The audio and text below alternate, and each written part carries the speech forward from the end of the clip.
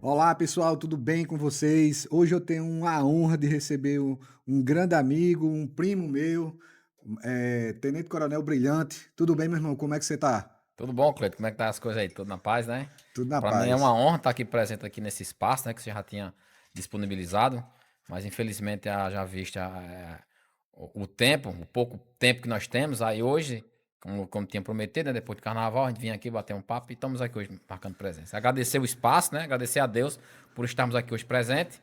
E aí que estamos nós, no Seridó. Então, queria saber de você, irmãozão, para quem não te conhece, certo? Quem Sim. é Tenente Coronel? Quem é Brilhante, na realidade? Bem, rapaz, é muito difícil de fazer uma avaliação, não, né? É um cara amigo, companheiro, trabalhador, gosta de ajudar as pessoas, gosta de animais, né? Pratica esportes radicais, gosta também de estudar, gosta de fazer o bem, né? Combater a criminalidade, de manter as coisas em ordem e principalmente um cara muito de família. E gosta muito dos amigos, cara, e tá sempre presente. Que bom. Brilhante. Queria saber de você agora, Vamos certo? lá. Vamos. Queria saber de você se podemos bater um bate-papo Vamos sem lá. Pode formalidade, sim. Quebrar esse o negócio de. bate-pronto, Quebrar esse negócio de do jeito que você coronel, gosta, né? Então tá bom. todo mundo aqui é parente, tem que estar de boa. Show de bola. Brilhante.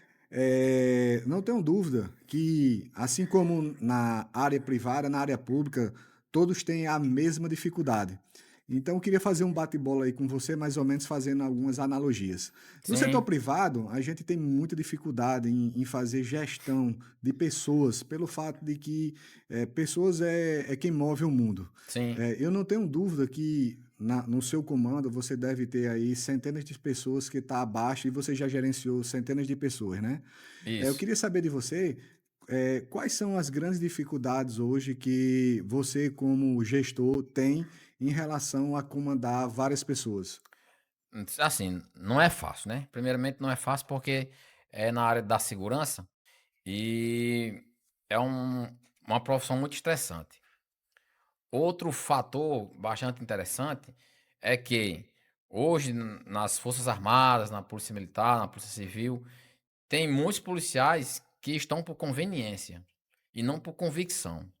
É assim uma dificuldade que nós temos hoje, certo? É essa aí porque o cara é, estudou, gosta, mas para ir mesmo para cima são poucos, né? Não quer dizer que também aquele policial militar que tem cada policial militar, o policial civil, federal, ele tem sua importância dentro da conjuntura policial. Mas assim, nós precisamos também de policiais que estejam convictos que vá para a rua, como se diz, pegar na pedra, né, no pesado, para combater o crime. Então, assim, mas diante do estresse, questão de saúde, tem as dificuldades, né? Questão familiar. Então, tem policiais que estão passando por dificuldade, às vezes durante o serviço, adquire um estresse, um problema de ansiedade. Realmente não é fácil, mas a gente vai aos poucos encaixando os policiais para que possamos juntos trabalhar e não trazer prejuízo para a segurança. Eu digo muito que não adianta você estar no mesmo barco, se um está remando para um lado e outro está remando para o outro Isso, lado, né? isso, Todos têm que estar alinhados com o mesmo alinhados. pensamento. Isso. Porque assim, a formação é única, mas se o cara tem uma convicção, certo? E de ter na mente de trabalhar e combater o crime, ele vai ser mais operacional. Mas se o cara tem a convicção e tem uma certa experiência em tecnologia, e se colocar ele no local errado, ele não vai ter um desenvolvimento positivo. Então é melhor tirar aquele cara que está na rua, colocar ele na parte administrativa, onde ele se identifica mais. Também aqui no setor privado é o mesmo jeito, é o perfil comportamental. Às vezes Sim, você move uma pecinha e o rendimento sobe 100% porque só estava no canto errado, isso. né? E a gente, como gestor, tem que ter a visão, a percepção para que a gente possa botar as pessoas certas nos cantos certos. Justamente. E a gente vê também a importância, né, de que tem alguns policiais que ainda existe aquela rusticidade. Que hoje em dia você veja que o clima tá muito quente e às vezes durante uma jornada aparece uma ocorrência que tem que entrar no mato, tem que passar sono. Então isso requer um certo preparo policial militar. Entendi. E eu vejo realmente tem policiais que realmente tá um pouco fora de forma. Um pouco não, tem muitos que estão muito fora de forma, É, né? tem que precisar fazer uma educação física aí, para poder colocar em forma o corpo. Irmão, eu queria saber de você também, por que é que, por exemplo, você almejou a ser militar? Sempre foi um sonho seu? Rapaz, eu acho que eu estudei aqui no CDS, né?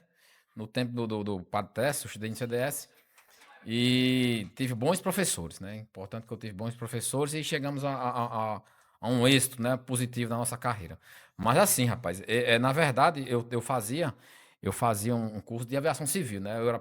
Tava caminhando para a aviação civil, piloto privado de empresas aéreas. Mas aí, no decorrer do trajeto, né? Meu pai, juntamente com, acho que o pessoal esse mais antigão se lembra, Tenente Coronel Reginaldo, era muito amigo do meu pai. Um dia a gente conversando, eu estava presente, ele disse que ia abrir o curso de formação de oficiais no ano de 1996, né? Acho que foi 96, foi, que abriu o concurso. E ele falando com meu pai, disse, olha, vai abrir, traga seu filho para se inscrever. Não, mas ele tá com outra função aí e tal, pensando aí, já tava em Brasília, depois fui para Minas Gerais, aí voltei para concluir aqui no Aeroclube de Natal, e a gente estava bem encaminhado. Aí apareceu o concurso, aí eu prestei, E fiquei, quantos anos você tinha na época, mais ou menos? acho que, rapaz, faixa de uns 20 anos já, essa faixa. Tinha acabado de sair do CDS e fiquei esperando, né? Prestei o concurso, mesmo não querendo, mas fui, por incentivo do meu pai. E fiquei ainda alguns meses praticando a aviação civil. Só que no intuito da polícia, no concurso saiu o resultado, aí eu tive outras funções aqui, né? Que o pessoal muito sabe que eu fui mototaxista, naquele tempo era uma febre, né, do mototaxista. Aí enquanto eu estava parado esperando o resultado e também tinha dado uma parada na aviação, que eu já vista, acho que eu me lembro uma aeronave que ela tinha dado problema, acho que era até um aeroboeiro. Então voltei para casa para esperar os bons resultados, né? Ainda fiz umas voltas aí de mototáxi com o pessoal, né? Um abraço aí pro pessoal dos mototaxistas de Caicó, que foi os pioneiros, né? Eu acho que o mototáxi original foi um dos primeiros não, foi o primeiro mototáxi em Caicó, né? Isso, Aquele isso. da Laranjinha. Depois teve o Honda, que era até do pessoal aqui da farmácia. Mas então, aí nisso, depois eu fui chamado da polícia, né? Tive que abandonar essa área porque a polícia, o curso de formação de oficiais são 3 anos, período integral. E além de ser integral, eu fui fazer em outro estado, no estado da Paraíba. Aí quando eu retornei para o estado do Rio Grande do Norte, já fui trabalhar, passei uns dias na capital, depois fui para o interior, mais precisamente na cidade de Caraúbas, onde eu nasci. De lá começamos a realizar um trabalho e até hoje estamos aí. Show. É o que sempre te motivou? Você sente, vamos dizer assim, vivo na profissão que você está? É o que realmente. Assim, quando eu achei que eu ia ser da área burocrática, né? Porque antes eu passei pela diretoria de pessoal em Natal. Eu acho que eu passei mais ou menos uns 8 meses só fazendo burocracia. E eu me identificava muito bem, mexia com o computador, trabalhava na parte digital, sabe? Me identificava bem mesmo. Tanto é que às vezes quando eu estava sem fazer nada, em Natal, no final de semana, eu ia lá para a diretoria de pessoal colocar a As coisas. documentação em dia, né? Mas quando eu comecei a conhecer a parte operacional, eu me apaixonei. E aí comecei a entrar de cabeça dentro e toma aí. Existe uma lenda, né? Que brilhante quando vai, resolve, né? Tem esse negócio, Essa né? eu não entendi, não. Como é que é isso aí? Você vai Não, é para. porque assim, geralmente a gente que é de grupo tático operacional e naquele nosso setor, geralmente as broncas, tinha muita bronca, acho que na época de 2003, 2004, já tinha, né? Já tinha. Aí eu tô me referindo a esses anos porque foi o período que eu cheguei lá. Mas antes já tinha muito problema, tanto é que o pessoal falava muito do Oeste, né? Ninguém queria trabalhar no Oeste porque era perigoso, era aquele, né? O Oeste seria o que ali? O Oeste, Mossoró, Pode. Caraúbas, Pau dos Ferro, Apodi, o Marizal, sempre teve uma fama assim, tipo, onde existia uma quantidade uma faixa de números maior de crimes, né? Uhum. E E existia realmente. existia realmente, né? Mas assim, eu fui pra lá, me identifiquei muito na área, combati a gente foi mesmo pra batalha, né? Com o pessoal dos grupos táticos, com o Rádio Patrulha, no qual eu aprendi muito com eles também, a troca de experiência. Apesar de ser sargento, cabo, soldado, é bom em troca de informação, porque eles tinham uma experiência de vida, de vivência de outras ocorrências, então isso eu consegui absorver rapidamente e conseguimos fazer um trabalho que surtiu efeito, né? Naquela época, qual era o principal, vamos dizer assim, tipos de criminalidades? Era assalto a banco na Era, era, época, é, cangaço, como era, é que era era isso? assaltar banco, cangaço, pistolagem. Naquele tempo, eu acho que pouco se falava em tráfico de droga. E facções também não se ouvia falar. Era mais assalto a banco, né, homicídio, essas coisas. Que o Oeste era mais característica, né? Entendi.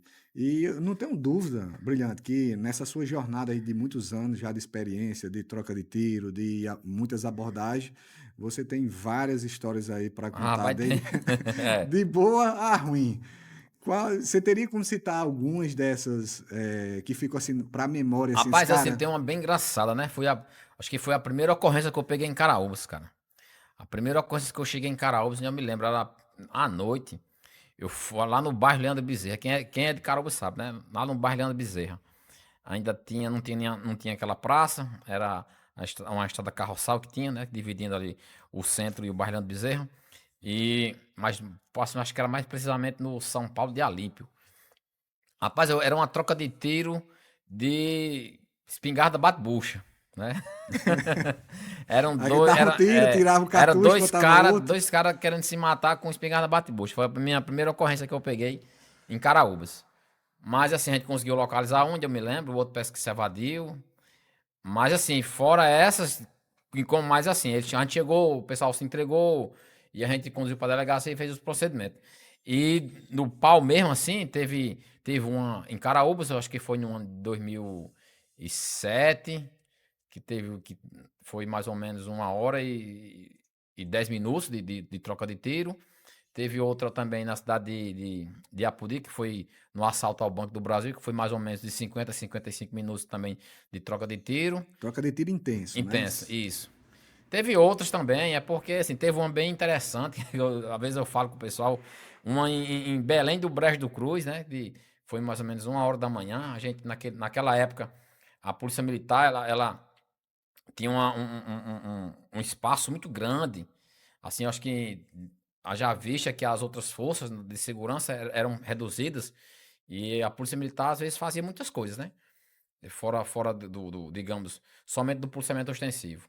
Então, eu me lembro também que uma vez eu fui chamado para ir atrás de um foragido que escapou do presídio de Caraúbas, né? E ele gostava muito de vaquejada, e eu fui para lá, a gente localizamos eles, aí houve uma troca de tiro também nessa mesma noite, foi bem interessante, que foi um negócio assim que não, aí, eu não sei quem é que tirava ruim, se era nós, tava aí um policial, um magão chamado, e, e o foragido, né? A gente sabe quem que atirava ruim, porque no meio da troca de tiro, assim, nós estávamos do lado de um boiadeiro. Eu estava do lado de um boiadeiro, ele estava do outro lado do boiadeiro. Nós saímos correndo, né? Nós nos encontramos na frente do boiadeiro e saímos. Quando ele me viu, ele se escondeu por trás. Quando eu vi ele, ele se escondeu, eu vim me abrigar do outro lado do boiadeiro. E assim saímos correndo até o final do boiadeiro. Quando chegamos no final do boiadeiro, aí abriu um leque, né? Nós dois ele abriu um leque atrás do mato e eu abri um leque mais um pouco para a esquerda, para próximo a parede o muro do clube. Aí nisso começou uma troca de tiro intensa, né? Isso era mais ou menos 1h30 da manhã. Meu irmão, eu só me lembro na hora que passa por nós. Olha, no meio da gente passa um cachorro, um cavalo e uma senhora. Diga aí um negócio desse.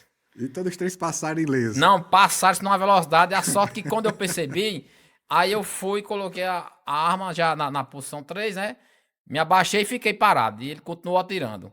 Mas no meio da gente passou uma senhora, isso tá com uns 20 anos atrás. Passou uma senhora, um cavalo e um cachorro. Nessas operações todas, qual é que foi que demorou mais tempo, por exemplo? Já chegou a operação de você passar um dia, dois, três no meio do mato? Teve. Acho que teve uma o assalto em 2005 em Martins. Nós chegamos, nós fomos a primeira guarnição a chegar de operação tática. em Martim, nós chegamos no pé da serra, onde eu me lembro, era uma segunda-feira, pela parte da tarde. Nós fomos a primeira guarnição a chegar. E a gente passamos de segunda e encerramos no sábado pela manhã. Caramba. Aí nós pegamos ainda, acho que foi 3 assaltantes, né? 3 suspeitos de assalto, os caras pegamos. Então, Inclusive, um deles foi pego dentro de um guarda-roupa, né? Lá numa comunidadezinha, dentro de uma casa. Durante uma abordagem, a gente... as casas naquela época, quando o pessoal tava assim, aí eu abandonava a zona rural, porque ficavam com medo, os caras vinham fazer de refém, e fazia muitos dias que os caras estavam dentro dos matos, os assaltantes, e o pessoal abandonava as casas e ia embora. Então, em uma dessas abordagens, a gente encontrou um deles, né, que seria o guia, que estava dentro do guarda-roupa, escondido dentro do guarda-roupa, e nós conseguimos localizar, né? Com uma pequena quantidade, tava com uma quantidade de dinheiro, uma arma na época, e demos voz de prisão, conduzimos para a delegacia. Teve, salvo engano, acho que foram 2, ou foi um, que nós pegamos também dentro de uma plantação de bananas, ali, entre Martins e o Marizal, onde eu me lembro também desse caso. Mas foram dias, assim, foi difíceis, porque era no período chuvoso, e naquele tempo era assim, não tinha quase nada, não tinha alimentação, o apoio logístico era raro, né? Então, assim, aí tinha que colocar os policiais para ficar nas estradas, ficar fazendo abordagem, fazer a incursão dentro do matagal. Então, assim, foram 5 dias intensos, né? Outra também que sugou muito da gente foi uma operação para resgatar uns presos foragidos na cadeia pública de Caraúbas. Acho que foi em 2006. Acho que foi 2006. É, eles mataram um policial militar na fuga, os presos, né? Os que fugiram mataram um policial militar e levaram de refém. Naquele tempo era agente penal, não era policial penal, era agente penal. Levaram um agente penal do sexo feminino e a viatura do presídio. Eu me lembro também que nós começamos as buscas numa quarta-feira, por volta das 17, 16, acho que 15, 16 horas, eu acho. 14, mais ou menos nesse horário, não recordo ainda. Mas se foi também até o sábado ou foi até o domingo. Então, assim, foram 4 ou 5 dias também. Muito, muito. Não foi fácil, porque também era período de carnaval, chovia, né? E naquele tempo não tinha essa tecnologia, não tinha WhatsApp, não tinha internet. Mas a gente conseguiu também êxito nessa missão. Brilhante, hoje uma frase importante que você falou, não tinha acesso a tanta tecnologia, né? Hoje, com a tecnologia, né? Como é que você vê o cenário para a parte da segurança pública em ajudar a resolutividade de casos de fugas e entre outros Rapaz, crimes? ajudou bastante, né? Porque você veja que às vezes passava um carro, um veículo que foi utilizado para uma prática de crime, e naquele tempo, quando a gente vinha saber que se alguém não ligasse para dar uma denúncia, a gente não tinha como saber que aquele carro passou naquela via. Hoje, você sabe que as vias são monitoradas, né? E às vezes o pessoal sabe, corre logo, através do WhatsApp todo mundo sabe, através de grupos. Às vezes acontece aqui uma coisa, um ilícito, e na mesma hora alguém visualizou uma moto, um carro, joga num grupo, daqui a pouco tempo a polícia local está ciente qual foi o veículo, para onde foi que saiu, e naquele tempo não tinha nada disso, né? Eu me lembro que também uma vez, né, durante uma perseguição policial, um Vectra, naquele tempo, Vectra era carrão do caralho, né? Era o carro de rico da Era o época. carro de rico. É o Vectra e o Ômega. Aí a gente se deparamos, o GTO de Açô nessa noite, estava patrulhando juntamente comigo, e nós nos deparamos também com um Vectra. E esse Vectra, ele estava aterrorizando a região. E eram integrantes da quadrilha de Valdetário. Esses caras que eram ex-integrantes, né? E o pessoal não dava informação. E o Vectra circulava normalmente entre as cidades. E o pessoal via, mas não dava informação. Tanto é que depois que a gente conseguiu abordar o veículo e que saiu nas manchetes, aí o pessoal veio falar: não, esse Vectra andava em tal canto. Hoje não, a gente vê que quando passa e rapidamente, já quando tem um carro roubado, quando se tem um carro roubado em Natal, no interior, através de grupo de WhatsApp, a gente já está ciente. Então, assim, é bastante positivo o uso da tecnologia. E sem falar nas outras. tecnologias mais avançadas que nós temos na parte interna, né, na Polícia Federal, Rodoviária Federal, Polícia Civil. Isso ajuda bastante hoje em dia para que possamos elucidar os crimes. Você comentou aqui que, por exemplo, há 20 anos atrás, por exemplo, o Oeste era considerado, era detemido, né? Era, muita gente tinha medo. E aí eu pergunto a você, qual seria, você disse que na época não tinha facção, né? Mas tinha, por exemplo, bandos, né? Como o de Valdetário. Tinha É, Valdetário, tinha qual, Dá um Torrado, tinha. quais eram os principais, assim, que geraram mais problema para o Estado? Geralmente, os que aconteciam mais era assalto ao banco mesmo, né? Que tinha a quadrilha de Dom Torrado, tinha aquele dos Minervino, como esqueço agora o nome dele, tinha Pedro Rocha também. Então, assim, eles sempre circulavam, né? Então, estavam sempre por ali fazendo a prática de assalto a agências bancárias, né? É, teria alguma coisa que você se lembre, que, por exemplo, você falou aí de várias coisas aí que teve, vamos dizer assim, uma comoção, né? Que te marcou pelo fato de trocas de tiros intensas. Teve algum assim que, se você morresse hoje, você dissesse, cara, tudo isso aqui valeu a pena, por essa ação que a gente fez hoje? Salvou uma família, ou salvou alguém de um refém, ou algo do tipo?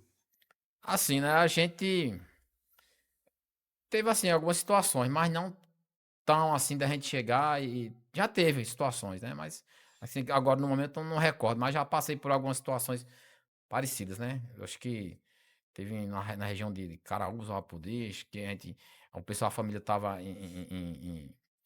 sendo reféns, né? E a gente chegar, o pessoal se sentia aliviado. Quando perceberam a chegada da polícia, correram, foram embora, entraram no mato. Teve umas situações dessa parecida. Entendi. Brilhante, queria falar também é, quais são as suas pretensões, por exemplo, você hoje está tenente-coronel, vai sair coronel fechado, tal. Pensa em se aposentar, pensa em ficar mais tempo, pense para a política. Rapaz, a gente só não pode parar, né? É igual a É bicicleta, igual a se bicicleta, se para, parar, para, cai. para. Aí o que acontece? Rapaz, assim, eu pretendo cumprir a minha missão. A minha missão é tirar o meu tempo de serviço, né? Se daqui para lá eu não conseguir ser promovido, porque a promoção de tenente-coronel a coronel fechado é só por merecimento, né? Eu já percebi que eu não sou um dos merecedores, né? A gente vê muito isso, né? Muda muito de gestão, de governo para governo. E eu já senti isso que eu não, assim, não posso, não sei, posso até que esteja enganado, né? Mas a gente não sabe o dia da manhã. Mas assim, eu tô pronto e preparado, como se diz, né? Que tem uma promoção chamada por requerimento. Quando eu estiver próximo à minha reserva, que tem uma data limite, eu vou pedir essa promoção por requerimento e vou para a reserva. A minha intenção é essa. Quando eu tirar meu tempo de serviço, que vai chegar agora, acho que em 2028, com fé em Deus, né? O policial militar, antigamente, era 30 anos, hoje aumentou, mas com a reforma a gente vai tirar um pedágio. Então, esse pedágio que eu vou pagar é mais ou menos 1 ano e 2 meses, ou é 1 ano e um mês. Mas quando tiver já me preparando e tiver próximo, aí eu já peço por requerimento e vou fazer outras coisas, né? Se a gente não enganjar muito pelo meu político, eu tenho o paraquedismo, né? Que eu também faço parte do paraquedismo, aqui do estado da Paraíba. E assim, como tenente-coronel hoje, e como já fui tenente, capitão, a gente também tem a prática de estar ensinando no paraquedismo também, né? Tem a possibilidade de eu estudar um pouco e chegar a ser instrutor de paraquedismo, Entendeu? porque assim, não se pode parar, né? Entendi. Qual esporte hoje que você mais gosta? Paraquedismo. É bom, né? Que dá uma adrenalinazinha. É uma via de escape. É J- muito bom. Já houve alguma vez que o paraquedas não abriu? Rapaz, Ou hoje? houve o pessoal falar assim, isso aqui é do paraquedas, se não abrir, não. Paraquedas não abrir, não se preocupe, tem outro, né? Já aconteceu, ainda eu me lembro, né? Assim, fica bem marcado. No 16º salto, no 16º salto, lá na cidade de Boituva, no centro de paraquedismo da América Latina, durante um salto, né? Tem umas panes, não adianta eu falar aqui que vocês não vão entender, mas teve uma pane que não conseguiu abrir o principal reserva. O, o, o, o, O o principal. principal, o paraquedas principal. Aí eu tive que acionar o reserva, né? Quando eu acionei o reserva, eu estava mais ou menos a 3.500 pés, próximo ao solo, né? Já estava na altura limite. Então, assim, bicho, quando terminar, é muito frio. Lá em cima é muito frio. A gente usa o macacão, é muito frio. Mas quando eu cheguei embaixo, cara, tava suado demais. Só aquele negócio de. É aquele o instinto de sobrevivência. Porque, assim, é um negócio que eu não esperava. Eu acho que ninguém espera isso, né? Foi a primeira vez que eu passei por aquilo. Então, assim, a gente, para você abrir um paraquedas, para você comandar o principal, você tem que estar numa posição confortável durante a queda. Não é que você vem de lá para cá bolando, aciona o paraquedas, não. Você tem que vir numa posição confortável, que a gente chama-se posição box, né? E tem que vir ali na posiçãozinha, se posiciona, olha a distância dos outros paraquedistas, vê se tem alguém embaixo, vê se tem alguém em cima e comanda. Faz o comando que vai acionar, que é para os outros paraquedistas visualizar que você vai abrir seu paraquedas. Então, assim, é uma dinâmica. Eu vou abrir uma paraquedas aqui, então quem está próximo, porque assim, não é um avião largar, saltar um. Geralmente a gente faz 18, 16. E ali estão e às vezes a gente, devido aos exercícios lá em cima, fica uns próximos uns aos outros, vai ver um em cima, outro lá embaixo. Então, se tem um paraquedista abaixo de mim, ele vai fazer o comando, eu vou visualizar ele e vou me afastar dele para que ele possa ter uma abertura tranquila. O comando é visual, é uma Não, sinalização? para o próprio paraquedista, ele vai ter referência ao altímetro, que está no braço dele, do braço esquerdo. E para os demais é visual. Ponto, eu estou aqui saltando, você está aqui perto de mim. Aí eu vi que você fez o gesto que vai abrir, que vai comandar o paraquedas. Então o que é que eu vou fazer? Vou me afastar de você, entendeu? Entendi. Então, assim, eu tive essa preocupação, mas quando, meu amigo, aí você fica meio que. É o instinto de sobrevivência naquele momento. Então, né? Eu vi que não ia abrir, procurei, tentei, vi que não ia ter condições, aí acionei o reserva. Geralmente, quando há esses pulos lá de paraquedas no avião, geralmente a altura que se pula até acionamento do Olha, paraquedas. geralmente é assim. E quanto tempo de queda O, o, livre? o, o, o nível padrão é 12 mil pés, né? 12 mil pés. Mas às vezes a gente não impede, às vezes a gente tá aqui com uma decolagem, íamos a 13, 14, até 15. Acho que teve galera que foi até 16. E se for fazer um salto mais alto, tem que usar a máscara, né? Devido à falta de oxigênio. Já teve paraquedistas que eles usam a máscara de oxigênio para poder subir a 18, 20 mil pés. Teve um cara que eu me lembro dele, o nome dele é o Ninja, acho que era Ninja, lá de São Paulo. Ele fez um salto a 29 mil pés, cara. Quase altura de nível de cruzeiro, né? Aí teve que saltar com a máscara, entendeu? Então, assim, mas o padrão, vamos lá, vamos trabalhar com o padrão. O padrão é você chegou a 12 mil pés, certo? O avião vai estabilizar, os paraquedistas vão dar ok e seguimos uma sequência, uma ordem de paraquedistas. Não é chega assim todo mundo sai, não. Vai perguntar, você vai fazer o quê? Você vai saltar solo? Você vai fazer uma formação? Você vai fazer, digamos, lenha, como se fosse manobras radicais? Você é free fly? Então tem Várias várias modalidades. modalidades ali durante um salto. Então vamos saber o que o cara vai fazer primeiro. Tem salto duplo também. Aí segue a sequência. Seguiu a sequência, saiu. Aí você vai perguntar, mas demora muito? Não sei, depende. O que é que você vai fazer? Bom, digamos, se for fazer uma formação de um, é, é, é, digamos, um two-way, que é onde dois apenas vão ficar ali, duas formação, dois paraquedistas para formar uma formação, então três para formar uma formação. Então, cada vez mais paraquedistas unidos, a velocidade é maior. Tem paraquedista que chega a atingir 250, 260. E se ele for fazer um voo solo, digamos, só para voar, ele chega a fazer um voo a atingir 300 km por hora. Caramba. Entendeu? Então, assim, vai depender muito do que vai fazer. Aí você vai saltar simplesmente só para relaxar. Aí você tem as posições que você faz, vai conter a velocidade, vai cair só a 160, a 150. Isso aí varia muito também. O peso, eu sou um cara leve, passo mais tempo. Até o pessoal fala que tem dificuldade de saltar comigo, porque assim, eu sou leve e não consigo atingir outros paraquedistas que são mais pesados, que eles ganham mais velocidade. Então, a gente, como é mais leve, tem que usar um cinto de peso, para poder aumentar os quilogramas, né? Para pegar a velocidade. Então tem tudo isso aí. Mas geralmente, aí você vai dizer, mas como é que você vai saber? A altura limite é 3.500 pés para se abrir um paraquedas, né?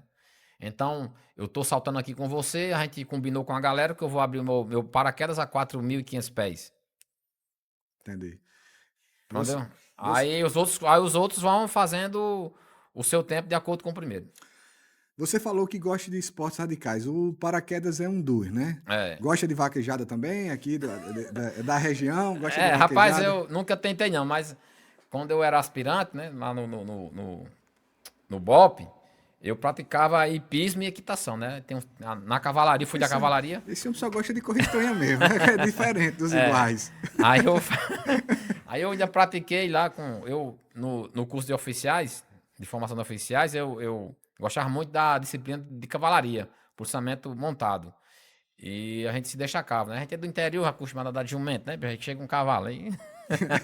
Chega uma Ferrari. Chegou uma Ferrari. Então a gente se destacou bem. Eu me lembro que fui um dos primeiros colocados na disciplina. E me adaptei bem. Quando eu vim para Natal, aí eu continuei fazendo também a cavalaria. Gostei muito, mas assim, no interior aí a dificuldade devido ao trabalho, a questão de tempo, não tinha como gerenciar isso, aí acabei não seguindo por esse caminho. Mas quando tem vaquejada, eu vou, gosto de assistir a disputa. Bacana. Bacana. Irmãozão, palavras Diga aí. finais. Queria saber se você queria falar mais alguma coisa que a gente não comentou, que seu coração quer falar. Rapaz, assim, é muita coisa, né, rapaz? A gente for falar é o dia com a noite, mas dizer que aquelas pessoas que realmente gostam da área. Hoje é uma das áreas mais procuradas, é a área da segurança, não somente da Polícia Militar, mas também como da Polícia Civil, a Polícia Rodoviária Federal, da Polícia Federal, Policial Penal. Então, assim, que estude, né? Que estude, que se dedique, que é assim. Eu sei que existe uma preocupação muito grande quando você chega em casa e diz, mãe, eu vou ser policial. Aí vem aquele clamor, não, porque é uma profissão perigosa. Toda profissão tem seus riscos. Toda profissão tem seu risco, tem seus riscos. Não é porque você é policial que quer dizer que você vai morrer durante sua profissão. Não. Então, assim, estude, né? Se você também tem a política, que se você tem vocação para a política, né? Nós agora recentemente enfrentamos uma campanha em 2022 para deputado federal. Saímos com o resultado não foi o esperado, mas foi um resultado positivo, né?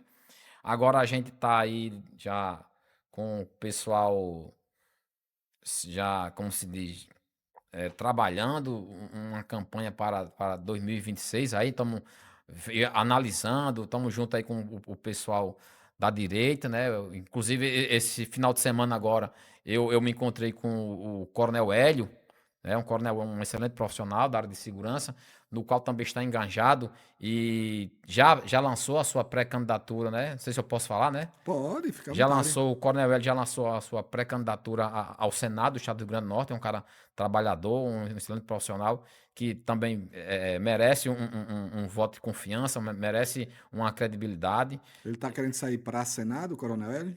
O Coronel Hélio está querendo sair para o Senado.